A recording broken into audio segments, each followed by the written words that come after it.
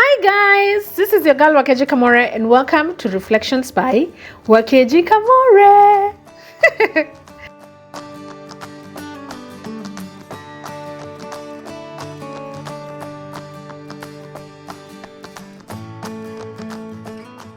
We are currently going through the book of 1 Samuel and we are almost done. We are doing this chapter by chapter and today we are in the second last chapter, which is chapter 30, which I'll be reading from the ERV version. So please listen to the end because I will be sharing my key lessons or key takeouts at the end of this recording. Also remember to subscribe and to share this link with your friends and family. All right, let's do this. Let's go. Please remember that this story is a continuation of the story where David and his 600 men have been told to go back home because they will not be allowed to take part in the fight against the Israelites because the Philistine leaders or Philistine other captains do not trust them. So they've made their journey back to Ziklag, which is a city that they had been given, or rather a place that they had been given by King Achish. So that's just what we are getting into, them going back home and what it is that they find at home. All right, so let's read. As soon as David and his men arrived at Ziklag on the third day, they saw that the Amalekites had attacked Ziklag. The Amalekites invaded the Negev area and attacked Ziklag and burned the city. They took all the women in Ziklag, both young and old, as prisoners. They did not kill anyone. They only took them as prisoners. When David and his men came to Ziklag, they found the city burning. Their wives and sons and daughters were all gone. The Amalekites had taken them. David and the other men and his army cried loudly until they were too weak to cry anymore. The Amalekites had taken David's two wives, that is Ahinoam and Abigail. All the men in the army were sad and angry because their sons and daughters were taken as prisoners. The men were talking about killing David with stones. I'm like, you guys, we've all come back and all our people have been taken. Why is it that David is the one who wants to get stoned? Being a leader is hard, though. Anyway, so this upset David very much, but he found strength in the Lord his God. This is the famous verse that says that David encouraged himself in the Lord. That is what it says in other versions. But in this version it says he found strength in the Lord his God. David said to Abiathar the priest, "Bring the ephod." So Abiathar brought it. Then David prayed to the Lord, "Should I chase the people who took our families? Will I catch them?" And the Lord answered, "Chase them. You will catch them and you will save your families." All right. So David took the 600 men with him and went to Besor Ravine. About 200 of his men stayed there because they were too weak and tired to continue. But David and the other 400 men continued to chase the Amalekites. David's men found an Egyptian in the field and took him to David. They gave the Egyptian some water to drink and some food to eat. The Egyptians had not had any food or water for 3 days and nights, so they gave him a piece of fig cake and 2 clusters of raisin. He felt better after eating. David asked the Egyptians, "Who is your master? Where do you come from?" The Egyptian answered, "I am an Egyptian, the slave of an Amalekite. 3 days ago, I got sick and my master left me behind. We had attacked the Negev area where the Kerethites live. We had also attacked Judah and the Negev area where the Caleb's people live, and we burned Ziklag." So David asked the Egyptian, "Will you lead me to the people who took our families?" And the Egyptian answered, "If you make us special promise before God, I will help you find them. But you must promise that you will not kill me or give me back to my master." The Egyptian led David to the Amalekites. They were lying around in the ground, eating and drinking. They were celebrating with the many things that they had taken from the Philistines and from Judah. David attacked them and killed them. They fought from sunrise until evening the next day. From sunrise until evening the next, that's like what, 36 hours, right? None of the Amalekites escaped except for 400 men who jumped on their camel and rode away. David got back everything that the Amalekites had taken, including his 2 wives. Nothing was missing. They found all the children and all the old people, all their sons and daughters and all their valuables. They got back everything the Amalekites had taken. David brought everything back. He took all the sheep and cattle. His men led these animals to the front of the group and said, "This is David's prize."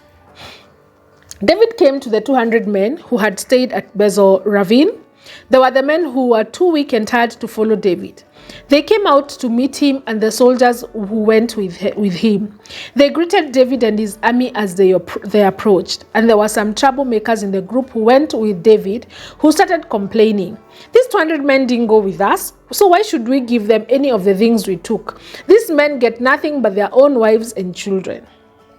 David answered, "No, my brothers, don't do that. Think about what the Lord gave us. He let us defeat the enemy that attacked us. No one will listen to what you say. The share will be the same for the man who stayed with the supplies and for the man who went into battle. Everyone will share alike." David made this order and rule for Israel, and this rule continues even today. When David got to Ziklag, he sent some of these things that he took to the Amalekites to his friends, from the Amalekites to his friends, the leaders of Judah. David said, "Here is a present for you that we took from the Lord's army." So David sent some of the gifts to the leaders of Bethel, to the leaders of Ramoth, to the leaders of Jatir, to the leaders in Aor, Sipmoth, Asthemoa, Rakal, the cities of the Jaramelites and the cities of the Kenites, to Hamorah, to Bor, to Ashan, to Adach, to Hebron, and to all other places where David and his men had stayed. Oh, and that's the end of that chapter. So David and his men arrived in Ziklag from what seemed to be God's salvation. Because you guys remember that David, if he actually fought in that battle between the Philistines and the Israelites, would have been against the Israelites. So the fact that he was sent home was actually a form of salvation. But he came home only to find his city burned and their families kidnapped. With God before them, they attacked the Amalekites and they rescued their loved ones. Hooray! Amazing. So after traveling for about 120 kilometers to get back to Ziklag, you guys, the Bible records that they actually traveled for 3 nights. And that, if you look at the map and you do a little bit of research, you realize it's about 120 kilometers. That is not even kidogo. They were hungry, they were tired, and then they came only to discover their families gone and their city destroyed by fire. David was as low as he could get. And apart from finding his wives gone and his property destroyed by fire, his men now want to stone him to death. But David strengthened himself in the Lord his God. And after what seemed like about a year and 4 months of not seeking or hearing from God and having everything taken away from him, David finally turned back to God.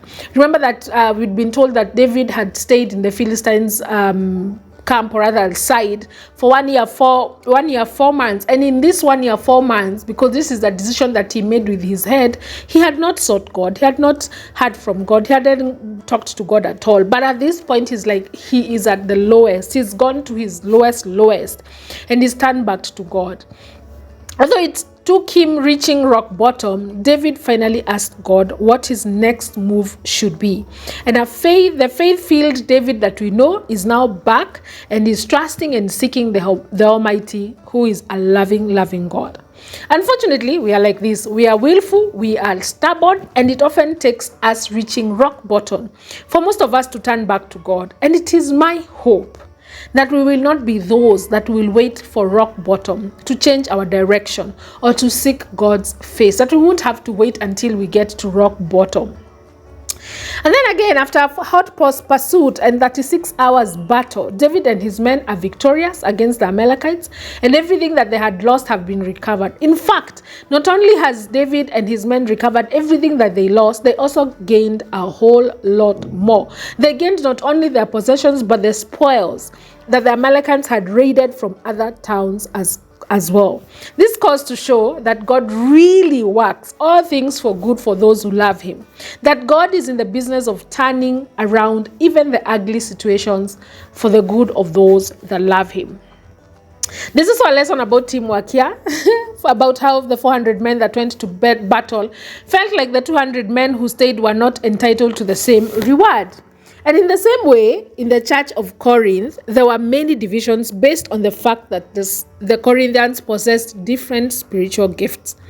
Some of these gifts were valued more or maybe highly than others. And those who possessed gifts thought to be more important and became proud, looking down on those who allegedly had lesser gifts.